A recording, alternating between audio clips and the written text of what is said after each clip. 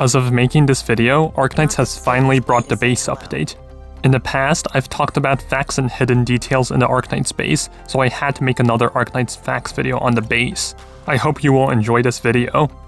The most obvious change with the new base update is that there is no longer the beta icon in the base button. It finally got removed after more than 5 years.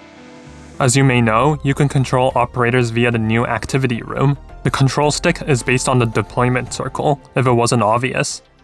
A lot of the rooms have big changes, not just giving them more detail, but allowing access between rooms. In the workshop, if you look closely, you can see different materials like carbon sticks and bricks, skill summaries, and furniture parts.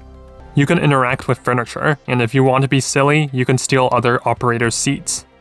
Your controlled operator will pathfind their way if you want them to sit in a seat. If it is impossible to take a seat, you will get this message: cannot move to the specified furniture. Whenever you start controlling an operator, you'll notice the elevator will move to you if it isn't on the same level as you. As you move on to the next room, the nearest elevator will already be prepared too, regardless if you change levels or not. Even if you try to send another operator to move to another elevator to a different floor, the elevator will still automatically align if the original operator gets close. Notice how Inez is left inside the elevator as I am approaching.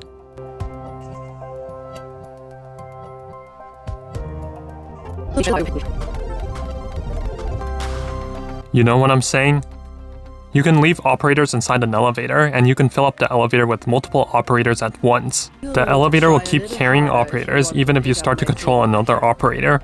When you back out, any operators still inside the elevator will automatically return to their designated activity room, because you can hear their voice lines.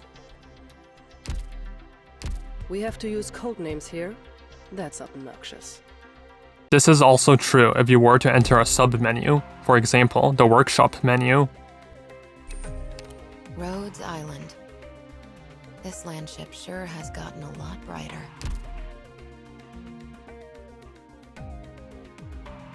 Previously, I've said there are small icons that correspond to the number of operators you have in a room. However, in the activity room, there will always be a single icon, regardless of whether there is an assigned operator or not. If you were to visit a friend who hasn't logged in after the base update, they will have a blank reception room.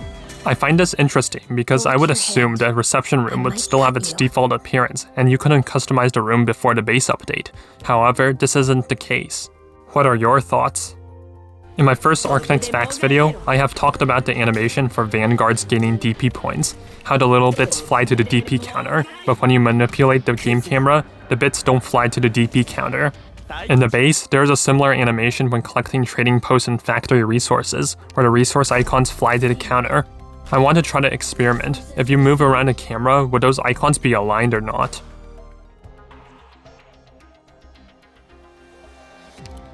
Resources received. It seems that even if you move around the screen, the icons stay in place. Just like in my first Arknights Facts video, I mentioned that attempting to use an expedited plan when the recruitment timer has already finished will give you this secret message. I want to test what happens when you use drones to speed up an order process in the trading post when the timer has already finished.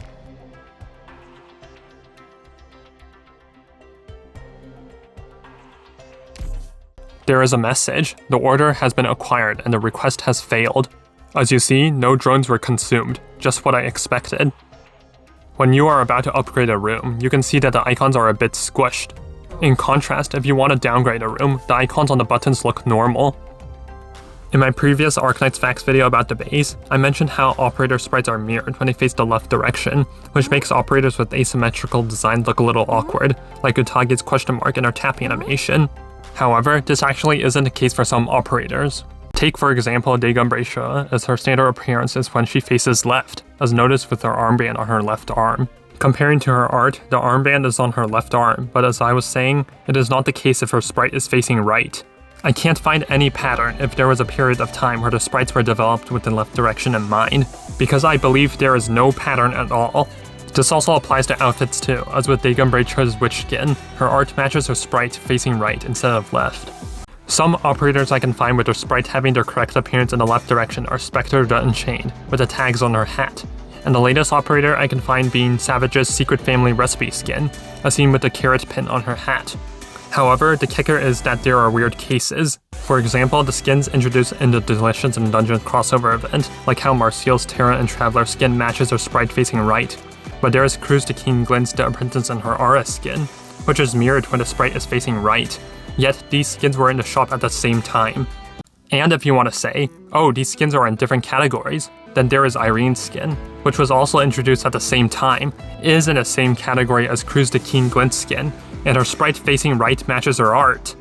I could list a bunch of operators facing left, but that would drag the video, plus there would probably be some that I would miss. If you are inside the control center selecting an RIIC assistant, you may be wondering what is this icon doing here. As you see, the selection menu is the same as selecting a trainee in the training room. Isn't it weird? When you zoom out really far, you can notice that all operator animations freeze in place.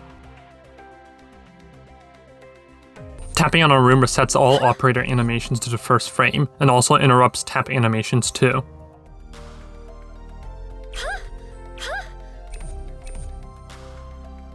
This is outside the base, but I thought this would be relevant to this discussion. When you have more than 99 of a type of supply box and try to open them, they only allow you to open 99 boxes at once. Did you know that there is actually a full version of the base music? Hypergriff has the full version of the base music uploaded to multiple music platforms. There is a section that isn't present in-game.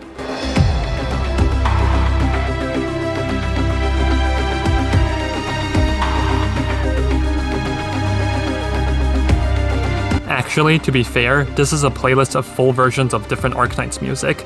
Like with the stage clear music, it sounds more dramatic towards the second half.